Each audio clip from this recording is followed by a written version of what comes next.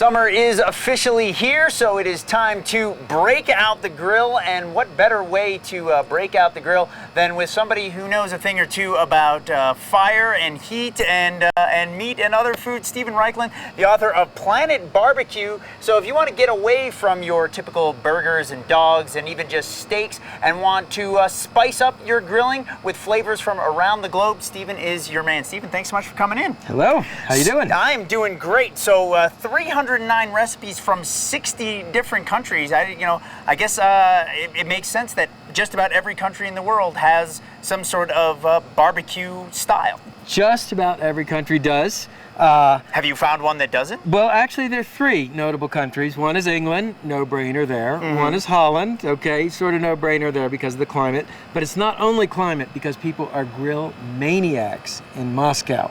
Okay, so even in cold weather, people grill. Finally, in China, I mean, there's some grilling in China, but it's really not kind of part of traditional Chinese Maybe cuisine. more off to Mongolia. We hear about the Mongolian barbecue. Which is actually not really barbecue, but it's cooking on a griddle, but close enough. All right. Well, actually, not close enough. Planet Barbecue is really about live fire. It's about exposing meat, vegetables, seafood directly in some fashion to fire.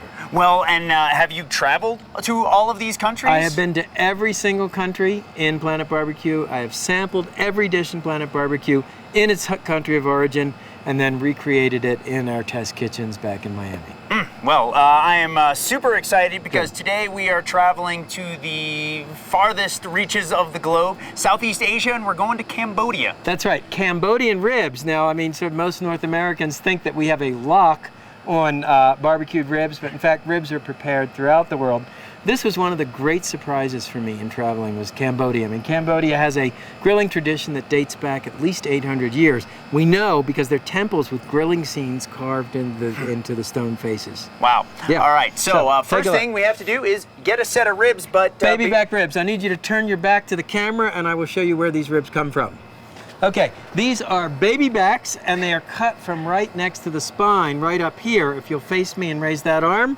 Now, another rib that's popular is the spare rib, and it's cut from here and curves around the side. Little tougher, little fattier, longer to cook. So baby backs are a very good place to start. Okay, now, and speaking of starting. On the back of the rib, there is a papery membrane that for all you doctors out there is known as the pleura. And what we want to do is loosen it with the tip of an instant read meat thermometer. Just kind of pry it up like that. And then with a paper towel, we're going to grab it and pull it off. Now, why is it important to remove this pleura? I'm guessing it's probably pretty tough to get your teeth through. It is, and also it impedes the absorption of the spice and smoke flavors. Okay? Now, marinade, typical Southeast Asian flavorings. So we're going to start with finely chopped garlic and chopped fresh ginger. Smell that. Love the smell of that. Right. And then we have salt and pepper. Yeah, go ahead and help me out there. Then, to reinforce the salty flavors, this is fish sauce. It's made with fermented anchovies, a little bit malodorous, but soon becomes addictive. And you can find that in just about anywhere store these days. Or you could use, well, this is soy sauce, you could just use more soy sauce, finally honey. Okay. So we're doing sort of a sweet, salty, and aromatic thing here, which, by the way, is pretty characteristic of rib preparations almost anywhere. Okay, then what you want to do is with a mortar and pestle, you kind of pound these ingredients together. So you're going to make it into sort of a paste. A paste, exactly, an aromatic paste.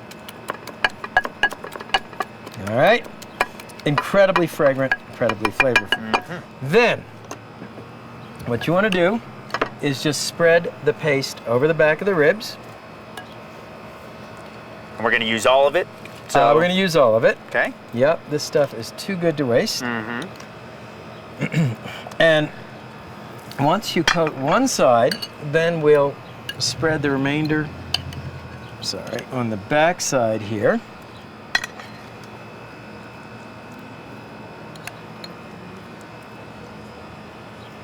Is there any other fat that you should be trimming off of the ribs before you start, or do you need that? You need the fat. That is a really good question. Fat equals flavor. Of course.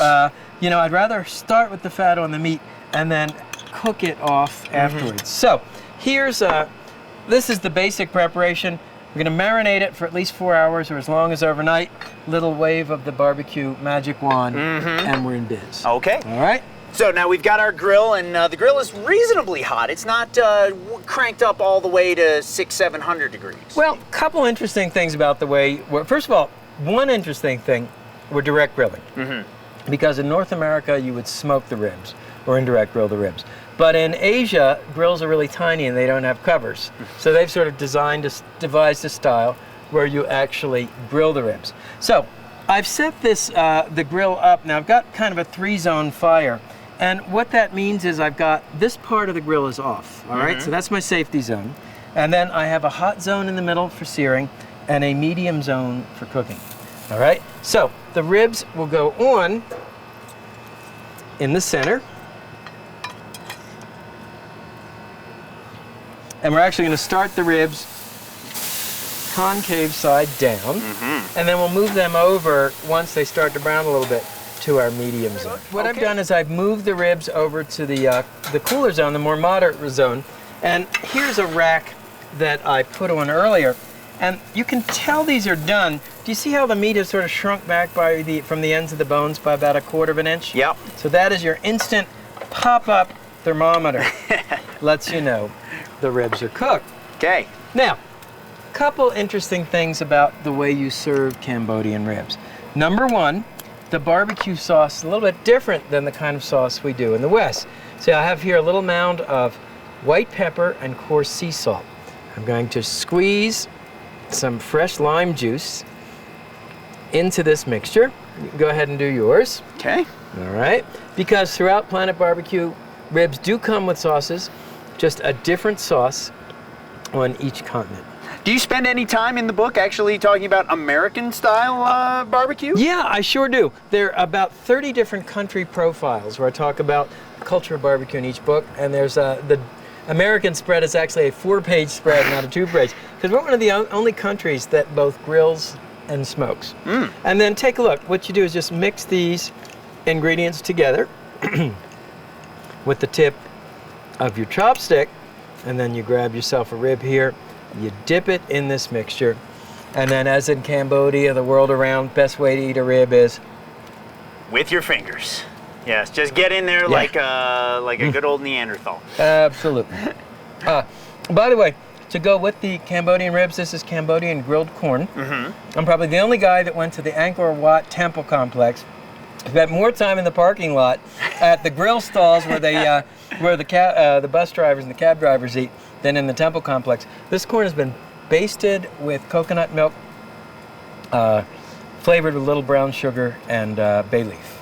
And then you grill it, you husk it, and then you always husk it. Now you notice I took the husk off first. Really good question. A lot of people grill corn with the husk on. To me, that is a process more akin to steaming than to grilling. Not so good. All right, and you just left the one husk on just for little, show. Little decoration. Little decoration. Yeah, I would have all actually right. put it that So all this recipe for both of these, as well as hundreds more, are all in your book, Planet Barbecue, and you can find out more information. Pardon me.